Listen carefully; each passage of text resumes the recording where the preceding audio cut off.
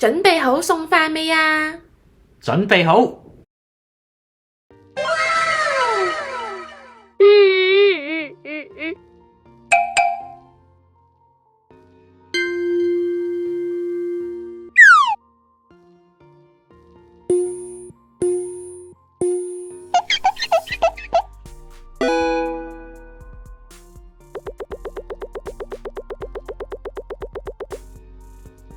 我啱啱連續追晒《進擊的巨人》啊，真係好好睇，好感人啊！但係我而家隻眼乾到好似沙漠咁，個腦仲好似濕實咗添。你覺唔覺得好奇怪？點解我哋一定要瞓覺啊？如果我哋唔瞓覺嘅話，我哋就會多好多時間做嘢，咁我就可以實現追劇自由啦。唔瞓覺嘅話，咁你個腦可能會爆煲噶。瞓覺唔係淨係補充一下體力同精神咁簡單，係涉及全身系統嘅修復，尤其對大腦好重要，幫助鞏固記憶、提升解決能力同埋清除腦部廢物。即係話而家唔瞓覺嘅你，腦入面係俾啲廢物塞住晒啊！清除腦部廢物，原來瞓覺都有呢個功能嘅咩？冇錯啊！我哋嘅腦部係一個擁有極高新陳代謝率嘅器官，由我哋一起身去開始應付日常生活各種事務嘅時候，大腦開始運作嘅同時，亦都產生好多對我哋人體有害嘅代謝廢物。而我哋嘅大腦入面就有一個好獨特嘅機制，可以將呢啲代謝廢物排走。呢一個系統就叫做膠狀淋巴系統 （Glymphatic System）。膠狀淋巴。2013年嘅時候，喺 University of Rochester Medical Center 嘅 Mike Nedergaard 教授同佢嘅研究團隊發現咗呢一個排走大腦廢物嘅系統。膠狀淋巴系統係由大腦一啲叫做星狀膠質細胞 astrocyte 去管理。星狀膠質細胞上面有一啲叫做水通道蛋白4 aquaporin 4嘅管道，可以調控腦部入面腦脊髓液嘅流動狀態，將腦部入面唔同嘅廢物帶走。情況就好似呢一張圖片一樣，顯示為藍色嘅腦脊髓液喺腦部入面流動，將腦部間隙入面嘅廢物沖走。但係呢一個系統喺瞓覺嘅時候先至係最活躍嘅。Mike 同佢嘅研究團隊首先將染料注入老鼠嘅腦脊髓液，然後監察佢哋大腦腦電波嘅活動，並且追蹤染料喺老鼠大腦之中嘅流動。當老鼠清醒嘅時候，染料幾乎冇流動過，但係當老鼠瞓覺嘅時候，染料嘅流動速度就變得好快啦。研究更加顯示，膠狀淋巴系統有助去除 β 澱粉樣蛋白 beta amyloid 呢一種蛋白質喺阿茲海默症患者嘅大腦入面係大量累積嘅。Mike 研究團隊就發現瞓覺可以有助清除 beta 澱粉樣蛋白。研究團隊首先將帶有標記嘅 beta 澱粉樣蛋白注射喺老鼠入面，量度佢哋喺清醒同埋睡眠狀態下蛋白質喺大腦中停留嘅時間。結果發現，當老鼠瞓覺嘅時候，beta 澱粉樣蛋白嘅消失速度竟然係清醒嘅2倍。即係話瞓覺嘅時候，我腦入面嘅老朋友先至會走出嚟幫我掃走大腦入面嘅廢物。如果佢哋日頭都會出嚟就好啦。仲有另外一個研究顯示，瞓足8個鐘嘅測試者，佢哋嘅記憶力比起捱夜唔瞓覺嘅另外一組高出 40%。所以你再唔瞓覺嘅話，你就會好似艾倫一樣，瞓醒嘅時候咩都唔記得噶啦。我咁夜瞓其實唔係因為我貪玩唔瞓，係因為我天生就係夜晚型活動嘅超人，哈哈。Nani？科學家發現咗人其實係有晝夜節律 circadian rhythms 嘅，即係有一個生理時鐘日日默默地運作，幫助我哋調節作息、情緒甚至新陳代謝。而當中有啲人就會係早晨型，有啲人就好似我咁係夜貓型。唔知大家有冇諗過，一開始我哋係點樣知道人係有生理時鐘嘅呢？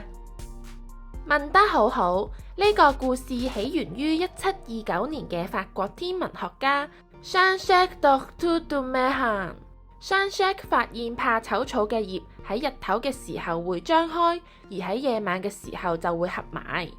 為咗進一步研究呢個現象到底係咪受外界嘅光線周期所引致，Jean-Jacques 將怕醜草放入黑暗嘅箱入面，令到怕醜草唔知道出面嘅日夜變化。有趣嘅係，即管冇外界嘅光線提示，怕醜草嘅葉依然保持原本一樣，維持大約24小時晝夜嘅開合規律。呢個實驗令到後繼嘅科學家開始諗，生物嘅內部有一個自主運行嘅生理時鐘，並唔完全依賴外界嘅光暗變化。喺200年後，德國生物學家 Erwin Bühning 就設計咗一個實驗。佢長時間用光線干預植物嘅葉片開合節奏，希望徹底改變佢哋嘅生理時鐘。之後佢將受干預植物嘅種子放入黑暗嘅環境之中發芽，睇下呢啲下一代會唔會承繼改變後嘅節奏。結果發現，即使親代曾經受過光線影響，下一代嘅植物依然保持住原本嘅開合節奏，並冇因為親代嘅改變而發生永久變化。呢個結果證明咗生理時鐘嘅模式係天生刻畫喺基因入面嘅，並唔能夠簡單咁受環境影響，而且生理時鐘係具有遺傳性，呢一個內在節律調控機制可以透過基因世代相傳。正確。後嚟終於去到1971年，美國分子生物學家 Seymour Benzer 同埋佢嘅學生 Ronald Konopka 就利用突變劑對果蠅進行咗基因突變同埋進行遺傳篩選。佢哋發現 period 基因嘅突變可以直接影響果蠅嘅晝夜規律。佢哋識別出咗3種唔同嘅晝夜規律，分別由唔同嘅 period 基因突變所導致嘅。第一種係短週期突變，呢種突變令到果蠅嘅生理時鐘週期縮短，佢哋嘅一日由正常嘅24小時變成大約19小時，導致活動節奏加快。第二種係延長週期突變，呢個突變會令到生理時鐘嘅週期延長，變成大約29小時，令到果蠅嘅活動節奏變慢。第三種係無節律突變，呢種突變係無功能突變，可以完全消除 period 蛋白嘅功能，結果就係果蠅失去咗明顯嘅晝夜節律，活動模式變得冇規律。喺人類身上，有研究發現 PER3 基因嘅唔同變異可以影響一個人嘅生理時鐘。擁有較長版本 PER3 基因嘅人通常比較早起，而擁有較短版本嘅人就更加可能係夜貓型。唔通你就係有較短版本 PER3 嘅爆珠？哈哈哈！我唔單止係咁樣添啊，我仲係天選之人，天生嘅短眠者，好似拿破崙愛迪生咁樣，每日淨係需要瞓3至4個鐘頭，第二日都依然精神奕奕。唔知大家身邊又有冇啲咁嘅朋友呢？嗱，呢3至4個鐘就得？冇可能喎，我要瞓成12個鐘先得㗎喎。喺2018年 UCSF Neurology 嘅英虛夫教授同埋佢嘅研究團隊，喺一個天生瞓得特別少，但係精神依然飽滿嘅家族之中，透過基因分析發現佢哋嘅 DAG2 基因帶有特殊突變，令到佢哋能夠以遠少於一般人嘅睡眠時間作息，都可以維持良好嘅狀態。為咗進一步驗證呢個發現，研究團隊對老鼠進行基因編輯，令到佢哋嘅 DAG2 基因產生相同嘅突變。結果發現突變嘅老鼠同樣成為短眠者，睡眠嘅需求顯著減少。研究亦都顯示 DAG2 突變會增加食慾素 orexin 嘅生成，而食慾素係一種與醒覺狀態相關嘅神經肽，可以提高警覺性、保持清醒，甚至可能增加食慾。怪唔得知你咁鍾意食嘢啦。不過講起瞓覺，唔知你有冇聽過一個日本嘅文化現象，叫做 inemuri 居眠。意思就係日本人喺返工或者返學嘅時候，會有一段小睡嘅時間。通常佢哋會喺辦公室、學校或者交通工具入面進入夢鄉。咁樣唔會俾人覺得你喺度偷緊懶咩？正正相反啊 ，inemuri 喺日本係一種生活嘅藝術，係一種文化現象，代表勤力同埋有奉獻精神。因為日本人認為隨時隨地都可以瞓得着，先係真正為工作賣命嘅人。有好多公司或者學校都好鼓勵呢一種做法㗎。哇，好羨慕啊！係啊，不過如果日頭要瞓晏覺嘅話，千祈唔好瞓超過30分鐘，因為一旦超過，身體就會進入深層睡眠狀態。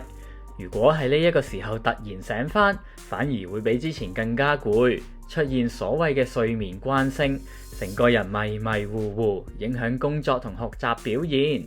所以最佳嘅小睡應該控制喺20分鐘內，咁就可以享受到短暫休息帶嚟嘅恢復效果，令身體重拾精神。我就差唔多係時候煮個早餐食啦，你仲唔快啲去瞓？咁我食埋你煮嘅宵夜先瞓啦。好，咁我哋開飯啦！